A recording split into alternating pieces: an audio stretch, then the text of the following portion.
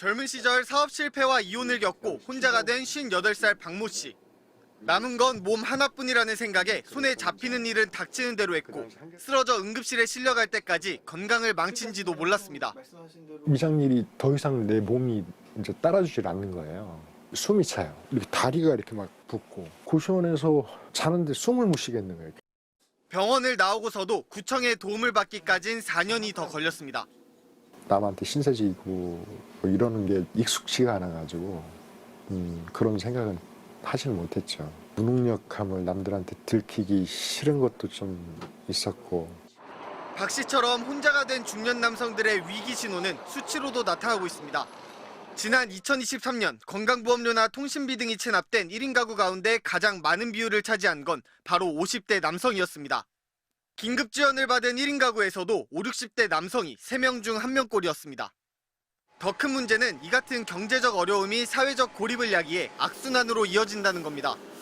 제일 힘든 거는 사실 외로움이었어요. 나이 먹은 사람들끼리 만나다 하면은 사실 경제적인 것도 가장 중요하게 생각이 들더라고요. 실제로 지난해 고독사 사망자 가운데 절반은 50에서 60대 남성으로 조사됐습니다. 하지만 5060 남성은 통상적으로 사회적 약자 범주에서 비켜나 있다 보니 기초수급자가 아니면 공적 지원을 받기 어렵습니다. 또 도움을 주려 해도 자존심을 내세우며 거부하는 경우도 많아 지원 대상 발굴부터 쉽지 않습니다. 저는 괜찮으니 다른 사람 도와주세요 라고 하시죠. 근데 저희가 봤을 때는 도움이 필요하실 만한 상황인 것 같은데 정말로 이러다가 굶어 죽겠구나 라는 순간에 연락을 주시는 경우들도 있어요. 정부는 사회적 고립 실태 조사를 시행하고 위기에 놓인 중장년층을 사각지대에서 끌어내기 위해 취업과 사회관계망 형성 등 맞춤형 지원을 강화할 계획입니다. MBC 뉴스 백수입니다. 지난해 고독사 사망자는 3,924명으로 전년도보다 7.2% 늘었습니다. 전체 사망자 100명 가운데 1명 이상이 고독사로 세상을 떠난 겁니다. 성별로는 남성이 81.7%로 여성보다 5배 이상 많았고 연령별로는 60대와 50대가 가장 많았습니다.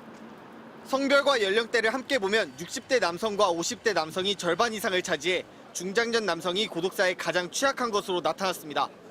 조기 은퇴나 실패를 통해서 중장년이 경제적으로 굉장히 위험해졌는데 남성들이 더 도움을 요청하지 못합니다. 이런 점들 때문에 더 고립되고 위험한 상황에 내몰리게 되고요.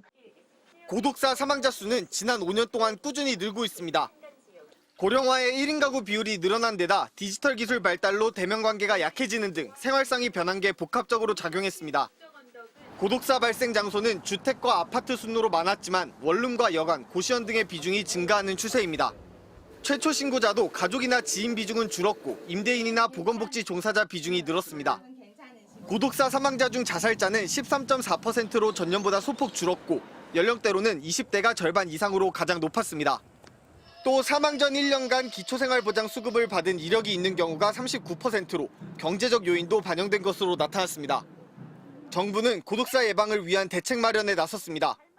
우선 내년에 사회적 고립 실태 조사를 실시해 사회적 고립 위험군을 조기에 발굴하고 청년, 중장년, 노인에 대한 맞춤형 지원을 할 계획입니다.